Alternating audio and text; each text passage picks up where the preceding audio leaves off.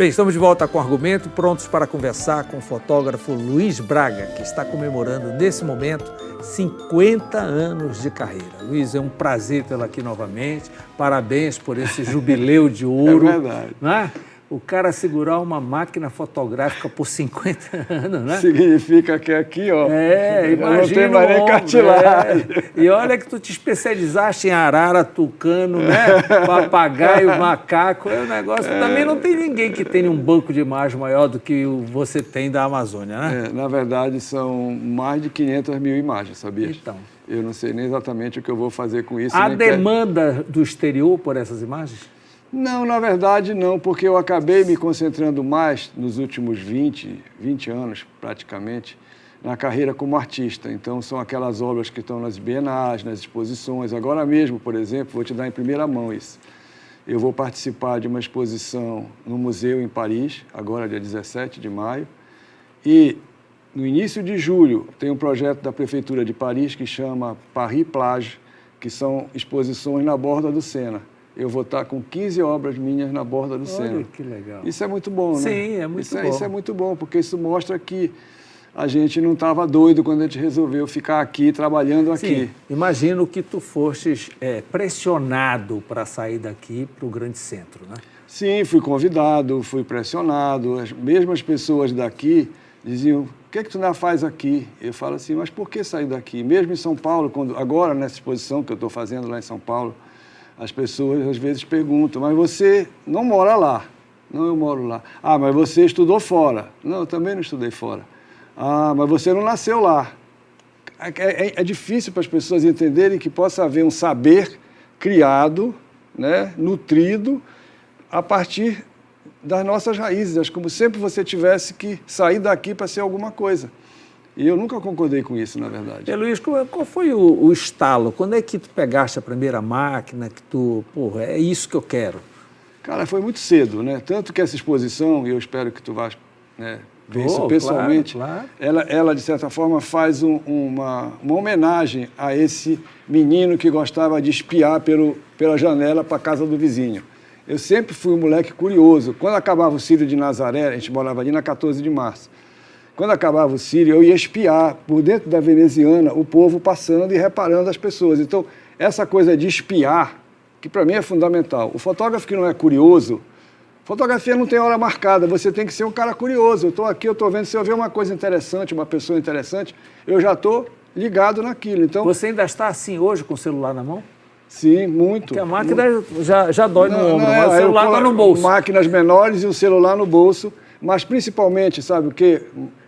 É uma coisa que as pessoas às vezes não percebem. Às vezes a gente não precisa da ferramenta, a gente tem o olho, a gente tem a capacidade de olhar. E depois tu vai fazer com a máquina, entendeu? Essas fotos que aparecem, que são premiadas, que vão para as exposições, elas começam... Não é um instantâneo, não, ela foi trabalhada na tua cabeça. Elas começam a acontecer há muitos anos atrás. Às vezes é uma coisa meio psicológica, sabe? Que vem uma coisa lá de trás. Tanto que nessa exposição que está em São Paulo, no IMS, tem obras de 1975 a 2024. Quantas obras são? Instituto Moreira Salles, na Avenida Paulista. Avenida Paulista. São 2 andares na Avenida Paulista, 258 obras, das quais 190 são inéditas. Sequer eu tinha visto, porque elas estavam no negativo no arquivo. Tu entregas para um curador uma quantidade imensa e cabe a ele a escolha. Exato, entreguei 1.800, joguei 1.800 no peito do Bitu Cassundé, que eu nunca tinha visto mais gordo nem mais magro. E ele foi maravilhoso, E como veio essa relação? Por que tu foste comemorar 50 anos em São Paulo? Porque eu fui convidado, Mauro. E aqui ninguém te convidou, pois isso? Cara. Não, ainda bem que eu te convidei agora. Muito obrigado, meu irmão. Entendeu? Mas você sempre me valorizou. A gente já imagina, eu tenho foto aqui no Argumento de cabelo preto, cara. Faz muito tempo. Isso de ti não tem essa questão. Mas na verdade, os meus 30 anos de fotografia, eu comemorei na minha terra. E eu vou conseguir fazer isso na minha terra, mas vê bem, era impossível para mim gerenciar 2 mega exposições no mesmo ano. Porque, para teres uma ideia, essa exposição que abriu agora, no dia 12 de abril, e vai até 31 de agosto, são 5 meses, na Avenida Paulista, em 2 andares. 5 meses. Então, é muita demanda, as entrevistas, a preparação das fotos. Cada imagem foi tratada. Tem imagens que foram feitas 3 cópias, Mauro, para se destruir 2 e ficar só uma. Entendeu? Então, é muito trabalho, é uma equipe genial, comprometida de uma maneira como eu nunca vi. Pessoas que realmente amam o que fazem, sabe? Por exemplo, essas fotos preto e brancas, Mauro, elas foram feitas no ampliador, na banheira, como nos velhos tempos. Não foi negócio de escanear e botar na impressora. O rapaz, que é lá do IMS no Rio, o Ailton e a Tamires, eles ampliaram na mão, cara. Retocaram com pincel. Então, a pessoa vai ver lá, na verdade, é uma ode ao ofício da fotografia. Sabe, aquela fotografia que não era feita com aquela urgência toda. Hoje existe o que eu digo que é uma fotorragia, quer dizer, o celular está permitindo que as pessoas fotografem sem sequer pensarem no que elas estão fotografando. E para mim, fotografia, antes de tudo, é pensamento. Né? É você se encantar por alguma coisa, é você querer expressar alguma coisa. Né? E essa exposição, especificamente, eu fico muito feliz quando eu recebo comentários e as mídias sociais estão funcionando muito. Porque ela não foi feita para ser instagramável, mas ela está muito instagramável. As pessoas postam e me marcam. Né? Então, eu percebo que ela tem uma chamada para as pessoas simples. Eu vejo pessoas me escreverem, eu tive uma aula de fotografia e uma aula de Brasil. Porque, na verdade, Mauro, a nossa terra... E são todas amazônicas. Todas feitas na nossa terra. Todas feitas aqui, na nossa região. Entendeu? E de uma maneira que as pessoas não estão acostumadas a ver. As pessoas estão acostumadas a ver o estereótipo, o olhar estrangeiro, mesmo de fotógrafos brasileiros, mas um olhar feito para estrangeiro, que é para atender aquilo que eles chamam de... inglês ver. Exato, de exótico. O meu trabalho são coisas simples. É a cozinha da casa da Gerlane, é a sala de estar da casa dos meus amigos lá na comunidade do Cajuúna. São coisas simples que tocam. Isso é que eu acho legal. E você está sempre focado em gente. Sim. Não é a floresta, o cenário apenas. Não. Tem que ter gente. Tem. Eu acho... E sabe, isso é uma coisa desde muito cedo. Eu aprendi a conhecer meu pai, com a minha mãe. O humanismo dele, que vem da criação dele e também de ter estudado com a professora Nise da Silveira, que tinha uma abordagem completamente diferente do tratamento dos pacientes de psiquiátricos. Então, eu aprendi com meu pai essa empatia pelos outros, sabe? Pelas pessoas, embora eu fosse uma pessoa muito simples.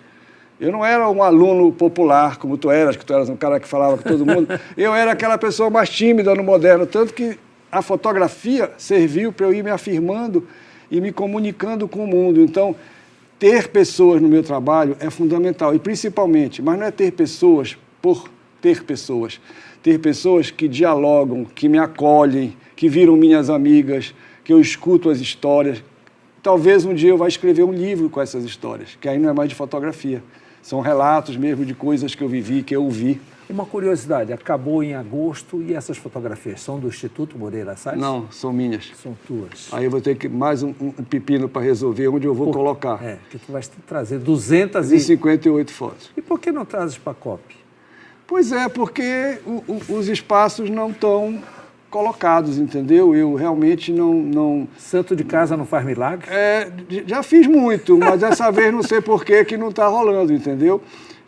Eu estou tentando fazer alguma coisa, talvez eu ainda consiga. O próprio pessoal do Instituto Moreira Salles, o João Fernandes, que é o diretor artístico, e o Marcelo Araújo, que é o superintendente, eles estão sensíveis, eles perceberam e falaram: a gente gostaria muito de ter a tua exposição em Belém, mas a gente teria que ter algum tipo de parceiro. Mas o próprio Instituto viria promover? Poderia trazer, sim, mas a gente teria que ter alguém para receber. Eles não poderiam vir, né, bancando tudo, porque também não tem graça, né? Então, teria que ter alguém para receber isso aqui. Espaço, né, institucionalmente, entendeu? A exposição tem o que é mais difícil de ter, ela está pronta. Eu tenho a impressão que só o valor de moldura que tem naquela exposição já é uma fortuna, entendeu? A iluminação, a marcenaria que tu vai ver lá, as cores que tu vai ver nas paredes, todas fui eu que defini, junto com o escritório de arquitetura que desenhou a minha exposição. chamado Vão. Foi o mesmo escritório que fez a Bienal de São Paulo. Entendeu? Então, a iluminação é fabulosa, sabe? Eu tenho o privilégio de ter o Milton Atum escrevendo um texto e a Dorit Harazin, que é uma decana do jornalismo brasileiro, escrevendo outro texto, e que passou comigo 5 dias na Ilha de Marajó. Ela só aceitou escrever o texto se ela viesse aqui. Nós temos umas imagens. Olha aqui, aqui é exatamente a sala de entrada. Entendeu? Olha, aí, aqui são as nossas plaquinhas, a nossa visualidade amazônica. Essa sala aqui, Mauro, é só do Marajó. São 50 obras só do Marajó. Tu és apaixonado pelo Marajó. Sabe por que sou apaixonado? Porque eu tenho um acolhimento que, infelizmente, em Belém não há mais. Pela violência, pela desconfiança, a cidade não é mais aquela dos anos 80, que eu andava sozinho, entendeu? Infelizmente, hoje o Marajó me permite isso, sabe? Que, olha assim, a parte dos retratos. Parte dos retratos e antirretratos. Como é o contato com essas pessoas que tu fotografa? Natural. Sim, mas eles não podem te reivindicar alguma coisa porque viram um produto comercial. Não, mas na verdade a maioria dessas fotos não é vendida. Isso é só exibido. E a maioria das pessoas fica muito honrada. Eu tenho diversas histórias de estar nessa mostra.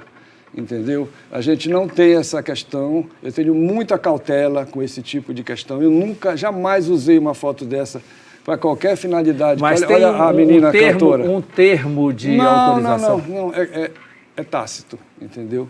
Essa coisa dessa documentação, dessa formalização, é uma coisa que já surgiu de algum tempo para cá. Sempre foi, como dizia o papai, na camaradagem. E eu tenho histórias maravilhosas de pessoas que reconheceram seus parentes que já tinham morrido nas fotos, que ficaram emocionados. Hoje mesmo, eu vou te falar, hoje eu mandei a foto da dona Dirce, mãe do Nélio Palheta, que está na exposição, na casa dela lá, em Vigia, no dia da novena de São João. Entendeu? Essa é a nossa farinha de mandioca, uma bandeira do Brasil, entendeu? Que eu digo que é o grande alimento, uma unanimidade nacional, isso é lá no Marajó, entendeu? E temos diversas imagens desse tipo de coisas simples, né? Quer dizer, não tem nada produzido, nada no meu trabalho é produzido, né? Olha aí, essa foto tem uma história maravilhosa. A família desse homem, quando viu essa foto na revista de bordo da Gol, a menina me escreveu chorando. Ela já saiu de Manaus até o Instituto Tomiotaki para ver e me ligou de lá em vídeo, chorando na frente da foto do avô. E eu, quando fui a Manaus, eu passei uma tarde com a família dele, entreguei a foto para eles, ouvindo as histórias de quem... O cara é extremamente amado, honrado, entendeu? E para mim são assim quase como grandes heróis, sabe? Heróis anônimos. A minha fotografia, de certa maneira, desloca. Olha o nosso Arraial de Nazaré no tempo dos anos 80, entendeu? Eu disse lá muitas vezes nas entrevistas em São Paulo, eu não tenho uma história dramática para contar para vocês. Eu fui uma criança feliz e eu acho que é por isso que aparece tanta infância feliz no meu trabalho. Você não vê nenhuma criança trabalhando em carvoaria, eu sei que existia isso, mas eu nunca me debrucei sobre isso, sabe? Como agora o pessoal está em cima das crianças que sobem no açaizeiro. Pois é, exatamente. Entendeu? Então, eu sempre procurei dar uma abordagem digna para o trabalho, para os trabalhadores. Isso é o Marajó. Olha o que tem de delicadeza nessa fachada. São pessoas simples, mas olha o que tem de cuidado ali. Ó. O cara podia simplesmente passar um cal, ou nem passar nada. Olha lá o cuidado, o carinho que ele tem com o lugar dele. Isso é uma cultura que precisa ser preservada, que precisa ser enaltecida. Porque esse tipo de arquitetura vernacular é uma característica nossa. Quando isso aí começar a virar blindex, já é outra coisa, já não vai ser mais o Marajó, né? Olha, isso aqui, por exemplo. Quando eu postei essa foto, que é lá na Estrada Nova, onde eu fiz muitas das minhas fotos, milhares de fotos nesse lugar. Quando podias andar, Quando eu podia andar, exatamente. Isso aí em 1987, 88. Cara, quando eu postei essa foto no Instagram, entrou um rapaz e comentou que ele estava emocionado, porque a mãe dele tinha criado todos eles com o trabalho dela nesse salão, Fátima. Entendeu? Estava emocionadíssimo. Entendeu? Então, às vezes, essa mídia social eu gosto, porque é essa que cria pontes, sabe, entre pessoas que eu talvez nunca fosse encontrar. entendeu? Essa aqui também é uma outra foto, né, de uma família que eu vinha passando no Rio, eu estava voltando para Belém, e eu vi essa casa, e disse, encosta o barco aqui, e eu fui lá fazer essa foto. Essa senhora, Dona Vilma, é uma pessoa fora de série, excepcional. Ah, isso faz um sucesso monstruoso. Você já pensou, se abrir uma foto dessa em São Paulo, eles não têm a menor noção. Não tem, mas eles não têm noção. O Brasil não conhece a nossa terra, mano. Eles não conhecem a Amazônia. Como é que eles vão respeitar, como é que eles vão tratar bem uma coisa que eles não conhecem? Eles começaram a se preocupar quando teve aquela chuva negra que foi cair lá. E sempre vem da Amazônia, né? É, sempre vem da Amazônia. Mas eles não estão muito... Por exemplo, essa foto, eu fiquei impressionado com a quantidade de pessoas. São 258 fotos. Eu nunca imaginei que a foto dos pés dessas crianças numa igreja, isso é uma igreja, num lugar que não tem pavimentação, é só rua de areia. Então, isso é a missa de domingo, chama APU Salvador, fica no litoral de Bragança, ali de Viseu, na verdade, quase no Maranhão. É uma jornada para chegar aí. E eu estava já assim, desde antes do Covid, que eu tenho um caderninho, diversos cadernos, na verdade, que eu vou anotando os meus desejos. Né? Tipo, quero fotografar, na época, o Tó Teixeira, o Valdemar Henrique, Dona Ana Maria Martins, né? Eu quero fotografar o Paris na América, né? Dona Cheirosa não, Dona Coló, Dona Flora. E aí eu ia colocando. E assim tinha esse aqui, quero ir em APU Salvador. Aí todo ano eu virava o caderno e nada. Aí quando eu tive Covid, que eu me salvei, graças a Deus, mas não aconteceu mesmo nem com meu pai, nem com a minha mãe, eu falei, acabou, não tem mais isso de empurrar as coisas com a barriga. Eu vou realizar até onde eu puder. Vou me cuidar para ter saúde, para andar, né, carregar o equipamento, e vou trabalhar até o último dia da minha vida. E tu vais sozinho, né, Luiz? Não, nesse caso eu fui com um amigo, que era o cara que tinha entrada, porque esse é um lugar que tu não chega assim. Tu pode ter 1 milhão no bolso, tu não chega lá. Tu tem que ter alguém que te leve, sim, entendeu? Tem que ter um guia. Eu fiquei numa casa que eu brinquei já com o pessoal, fui a minha assistente, e eu percebi que eu estava, pela primeira vez, dentro de uma foto minha, Mauro. Porque a casa era uma foto minha, aquelas cores minhas, as panelas, entendeu? Tanto que tem, nessa exposição, tem 3 fotos dessa viagem. Essa aqui é a 4ª foto. E o que me surpreendeu... Olha que legal. Isso aqui é no centro do Marajó, Mauro. Chama-se Pracuúba, no centro do Marajó. Para chegar aí foram 8 horas até São Sebastião da Boa Vista, depois mais 3 horas para a beira do rio e mais 3 horas e tudo de popopô. Isso é rabeta. É, rabeta aí, no caso. Entendeu? Isso aí, por que estão assim? Porque estava havendo só do meio aqui, que é popopô. Uma congregação evangélica, estavam fazendo uma celebração, e eles chegaram todos das vizinhanças, com as suas bolsinhas, com as suas roupas, entendeu? Para participar. E lá estava eu no meio da história. E as coisas vão acontecendo. Mauro, as coisas vão acontecendo. Não tem uma pauta, sabe? E, Luiz, me diz uma coisa, e o Vivência Marajó, que é um negócio que parece que deu certo, né? Quantas já foram feitas? Essa será a 12ª, Mauro. Aquilo que começou com o desejo de apresentar o Marajó para pessoas sensíveis, tem dado muito certo. Tenho recebido pessoas... E são pessoas de fora, não a maioria, não, tem gente daqui. Tem gente daqui, sim. Tem Patrícia, tem Marilu, tem Luiz André. E todos fotógrafos, não? Não, na verdade, aí é que o grande barato para mim é que a fotografia é um elo de ligação. Mas você não tem que ser fotógrafo, você tem que gostar de gastronomia, meio ambiente, gostar de ver uma dança, uma cerâmica, entendeu? Um búfalo solto no campo, visitar o Museu do Marajó, entendeu? Viver 5 dias imersos dentro da cultura, da terra, do tempo. Porque o Marajó, quando tu chega lá, o teu relógio já não é mais a mesma rapidez daqui. Sim. Entendeu? Então, o que eu permito nesse, né? Qual é a minha missão nessa história? É realmente apresentar para essas pessoas tudo o que eu recebi dessas comunidades, quilombolas, pescadores, entendeu? As pessoas que trabalham lá, desde o museu até a Dona Maroca, que tem a maior... E sim, e vocês ficam hospedados aonde nesses lugares? Geralmente a gente se baseia em Salvaterra. E de Salvaterra a gente faz incursões de van para a Cachoeira do Arari, porque eu acho que a viagem para a Cachoeira do Arari já mostra o que é vastidão. E atravessa uma balsa e tudo? Isso, é uma balsa, que espero que em breve tenha uma ponte. Aí vamos para Soure, né? Às vezes vamos lá no Tonga, na Mironga, vamos na praia da Barra Velha, comer turu. As pessoas comem turu, cara. entendeu? Que não é fácil. Não é fácil, é uma prova. Inclusive, é uma das provas da vivência de coragem, é quem come turu. Tem pessoas que já fizeram 3 vezes, Mauro. 3 vezes. Legal. Então, significa que, de alguma maneira, se tocaram. Vale a pena. Vale. Quando é o próximo? De 24, dia de São João, 24 de junho. Ainda vai pegar as festas juninas lá, que devem ser interessantíssimas. Maravilhoso, cara. Maravilhoso. Teve diversos momentos que a gente viveu lá, sabe, em comunidades simples, porque a gente não combina.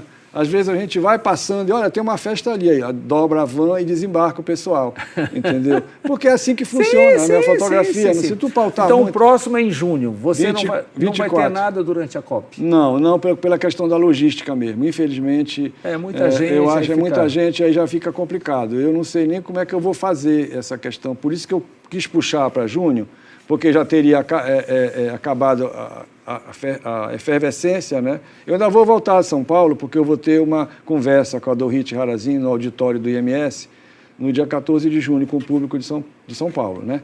E o que eu queria realmente é trazer realmente a exposição para Belém, porque eu acho que o público daqui é o meu público, Luiz, é a minha terra. Quem sabe que se esses organizadores não estão nos assistindo e é um momento... Está toda pronta. A exposição está pronta. O mais difícil está feito. Ela está pronta.